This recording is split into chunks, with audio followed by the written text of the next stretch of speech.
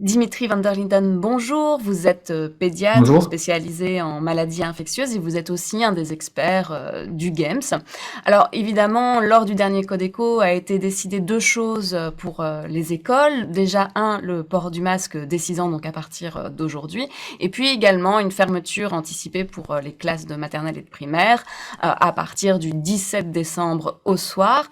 Alors, les experts préconisaient une fermeture plus rapide des classes. Est-ce que vous trouvez du coup que les mesures qui ont été décidées par le Codeco sont des mesures qui correspondent aux besoins actuels et pour diminuer la pression sur les hôpitaux? Non, en réalité, la pression sur les hôpitaux est énorme pour l'instant. Vous savez, vous entendez aussi le cri de détresse des infirmières et infirmiers en soins intensifs, et les burn-out, et puis surtout que cette crise est extrêmement longue. Donc, il faut effectivement des mesures efficaces pour essayer de freiner cette épidémie et de parvenir à dépasser cette quatrième vague. Donc, non, les mesures qui ont été proposées par le Codeco ne sont pas satisfaisantes et sont même décevantes. Aujourd'hui, finalement, enfin, l'école, c'est le moteur de l'épidémie parce qu'il y a eu plusieurs études, notamment en France, qui le démontrent. C'est le cas aussi en Belgique? Alors, je pense que le terme moteur n'est pas le terme tout à fait exact parce que, de nouveau, il y a une interconnexion entre ce qui se passe dans la société et dans l'école. Et donc, il faut reprendre un peu le narratif en Belgique. Souvenez-vous, début octobre, notamment en Flandre, il y a une grosse levée des mesures, notamment le masque, etc., dans la société. Et donc, on a vu l'épidémie vraiment reprendre très fort en Flandre, avec un impact sur les écoles, et notamment les écoles primaires. Les enfants ne sont pas vaccinés. Et donc, on peut dire que finalement, les écoles ont servi de catalyseur de ce qui se passait aussi dans la société. Alors évidemment, le masque, on en a beaucoup parlé aussi, de le mettre à partir de 6 ans. On a dit que ça allait être compliqué pour des petits enfants. En France ou en Italie, il y a déjà le port du masque pour les plus jeunes. Vous, quelle est votre position par rapport à ça? Vous pensez que c'est quand même quelque chose qui est important aujourd'hui à partir du moment où on a décidé de ne pas fermer les classes? Alors, le sujet du masque est un sujet qui est passionnel, qui est noir et qui est souvent, trop souvent noir ou blanc.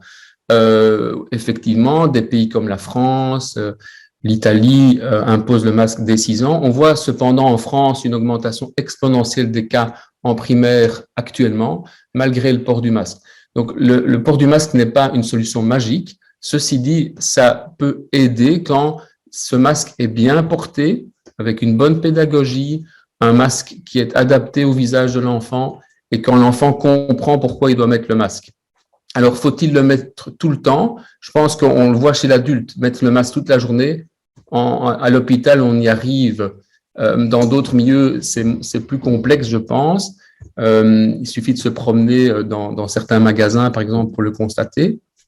Donc, oui, l'enfant est capable de comprendre, est capable de mettre le masque correctement, et il est d'autant plus utile quand l'enfant, par exemple, doit le porter pour une période limitée, mais efficace.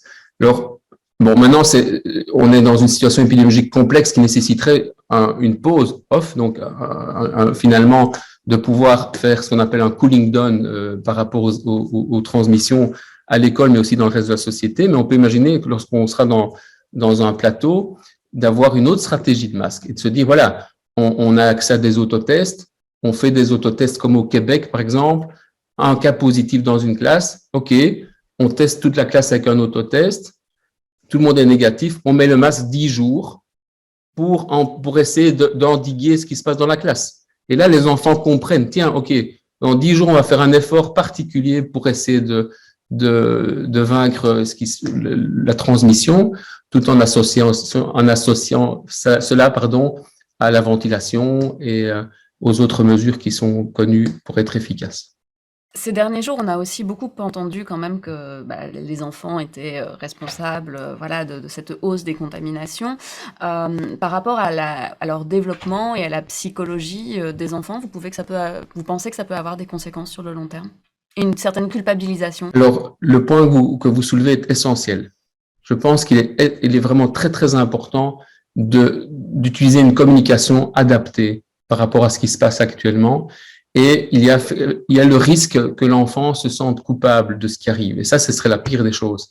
Il faut insister et vraiment promouvoir une communication positive dans cette crise. Et on est tous dans la même galère. Personne n'est responsable de ce qui arrive, c'est seulement le virus.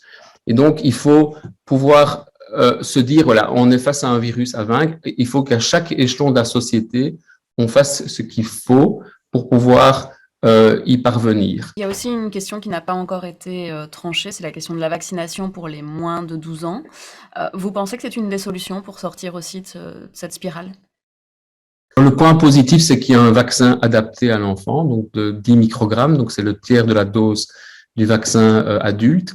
Donc la bonne chose, c'est qu'il existe le vaccin, c'est qu'il y a des données assez rassurantes sur 1517 enfants, et 3 millions d'enfants plus ou moins déjà vaccinés aux États-Unis.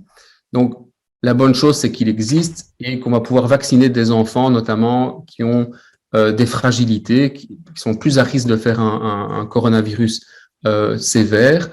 Également, de pouvoir vacciner des enfants qui font partie d'une famille où vivent des gens fragiles, immunodéprimés, qui ne répondent pas bien au vaccin. Donc, ça fait un peu une double barrière, si vous voulez, de protection pour ces personnes-là. Quant à savoir s'il faut aller vers une vaccination massive comme arme de santé publique en Belgique, alors c'est une question délicate, puisque vous le savez, il y a actuellement plus d'1 million d'adultes de 18 à 64 ans qui ne sont pas vaccinés en Belgique. Donc je pense qu'il faut pouvoir insister aussi que les adultes se fassent vacciner, c'est très important. Les enfants, finalement, si vous dites que le vaccin va être accessible, des parents vont vacciner leurs enfants et certains enfants le feront aussi avec beaucoup de fierté.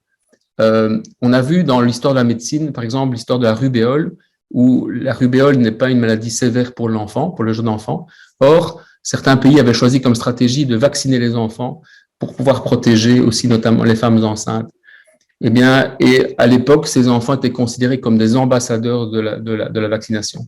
Alors ici, on pourrait se dire, en regardant les choses positivement, que les enfants pourront peut-être jouer ce rôle d'ambassadeur concernant la vaccination. Dimitri van der Linden, je rappelle que vous êtes pédiatre spécialisé en maladies infectieuses aux cliniques universitaires Saint-Luc. Merci pour cet entretien.